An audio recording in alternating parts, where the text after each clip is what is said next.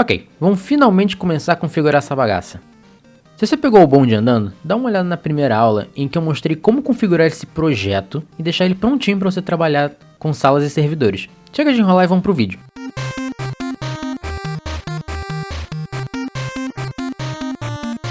Então aqui no pacotinho que a gente adicionou, eu tenho essa cena menu. Se você não tiver a cena menu aberta, abre pra mim.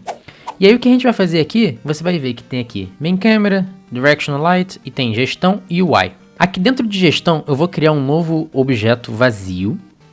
E eu vou chamar esse objeto vazio de Gestor de Rede.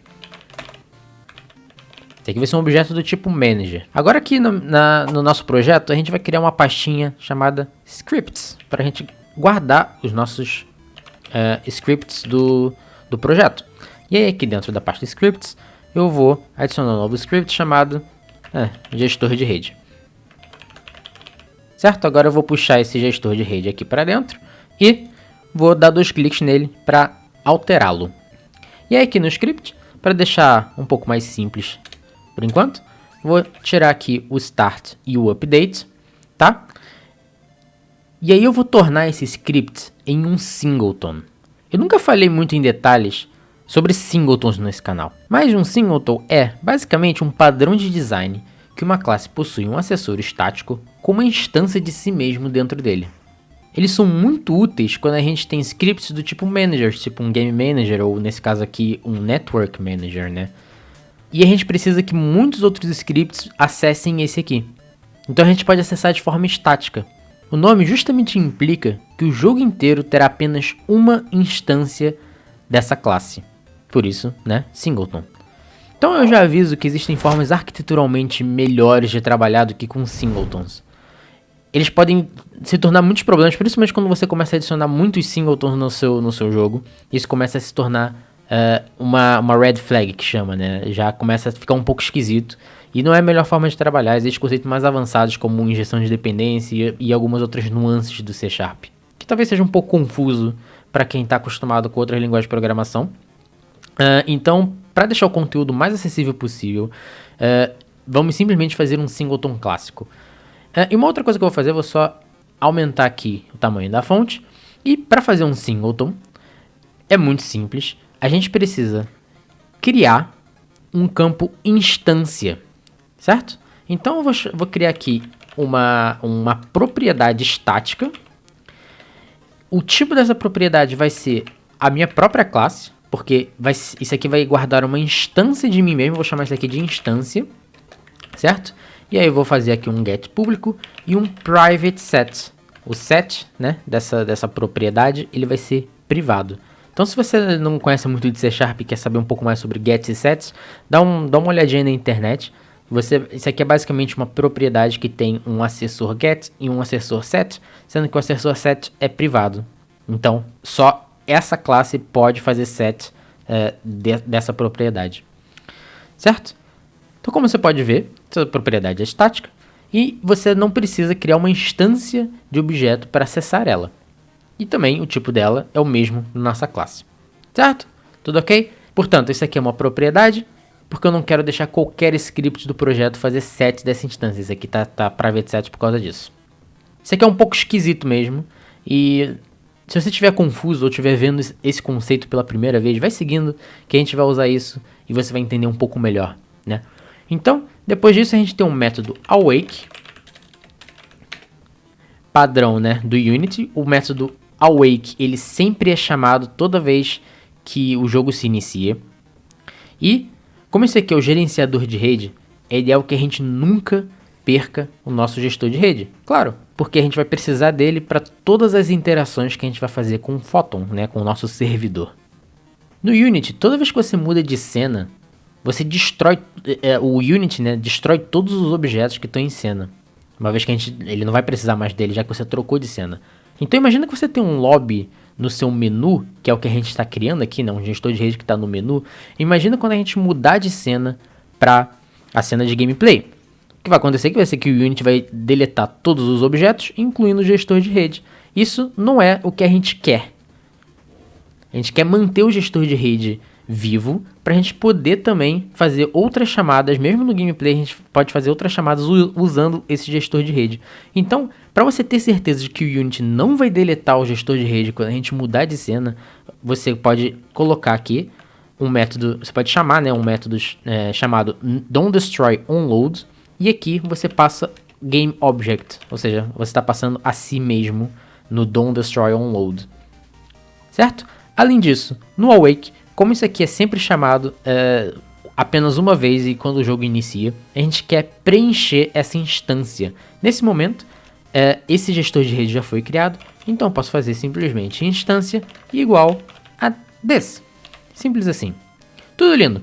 O problema disso é que se o jogador for da tela do jogo de volta para o menu, esse Awake vai rodar de novo e vai criar uma nova instância, ou seja, ele vai substituir essa instância aqui, já que ele está sendo recriado mais uma vez, certo? Então lembra, o singleton tem esse nome porque a gente só quer ter uma instância, a gente nunca mais quer reinstanciar um objeto, esse objeto aqui, né, de gestor de rede. Então, a gente tem que validar se a instância do gestor de rede já está criada. E se tiver, a gente desabilita a nova instância. Então, nesse caso aqui, o que a gente vai fazer vai ser fazer uma pequena verificação aqui. If, né, instância for diferente de null, ou seja, se ela for diferente de null, significa que eu já preenchi anteriormente. E a instância, né, for diferente de this, ou seja, se esse awake for chamado novamente, significa que a instância não apenas é diferente, diferente de null, como ela também vai ser diferente dessa nova instância que está sendo chamada agora. E se esse for o caso, né, o que a gente quer fazer é GameObject.setActive, vou colocar como false, ou seja, eu quero que essa instância atual seja desabilitada. Vou fazer um return, eu não quero passar a instância igual a this, nem Don'tDestroyOnLoad, certo?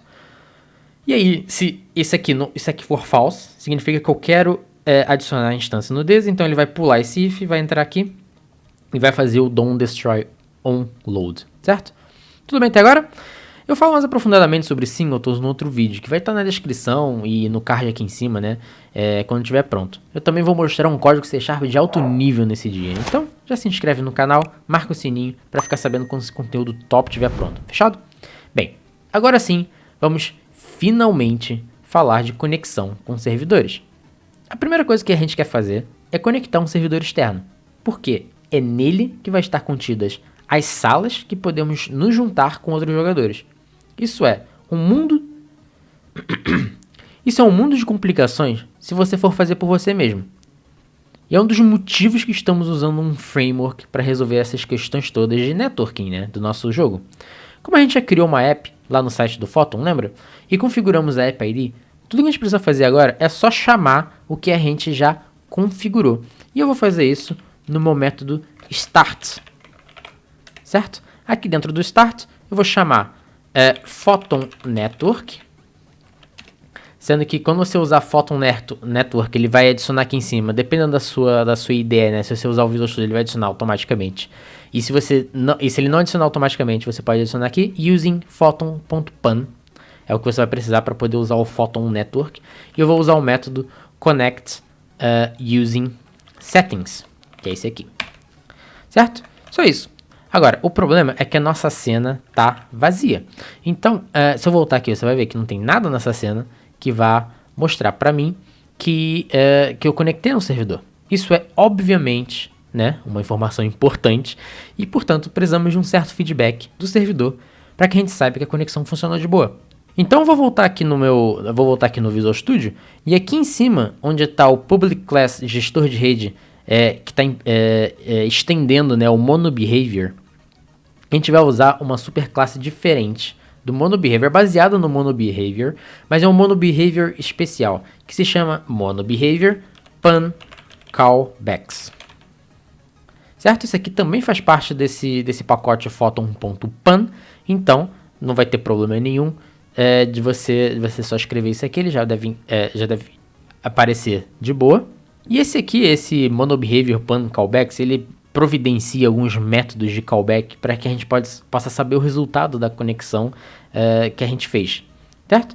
Então a gente pode fazer a sobrecarga de um método chamado onConnectedToMaster. Se você não sabe o que é sobrecarga, esse é um conceito de orientação a objetos, então dá uma pesquisada no Google sobre o que é sobrecarga, mas eu vou basicamente chamar um método da minha superclasse, certo? Esse método se chama onConnectedToMaster, e aí, se você ver aqui, ele chama base.onConnectedToMaster, eu quero fazer uma sobrecarga dele, que em vez de eu chamar o método do base, eu vou fazer um debug.log e vou colocar conexão, né, bem sucedida. Agora a gente já pode voltar para o Unity de novo, e antes de eu dar play aqui em cima, deixa aquele like bonito pro YouTube para ficar sabendo que esse conteúdo é relevante para pessoas como você, beleza? Já foi? Então, vamos lá. Só vou colocar aqui, né, meu window, eu vou colocar aqui o meu console, porque senão também não vou ver nenhum resultado quando eu clicar em play. Vou fazer a touch dele aqui em cima. Então eu vou lá dar play aqui, e aí ele vai demorar um pouquinho, aqui já abriu o jogo, ele vai demorar um pouquinho porque ele está tentando se conectar no servidor, e depois que ele se conecta, vai aparecer ali, conexão bem sucedida. Show de bola. Foi uma aula quase inteira explicativa, mas agora já temos o pavimento feito para começar a criar salas, adicionar jogadores e essas coisas assim, né? Então, eu te vejo na próxima aula, em que a gente vai começar a criar salas e fazer os jogadores se conectarem nessas salas, né? Vou criar lobbies, que vão ser algumas coisas que vão acontecer antes da gente levar os jogadores pro gameplay, certo?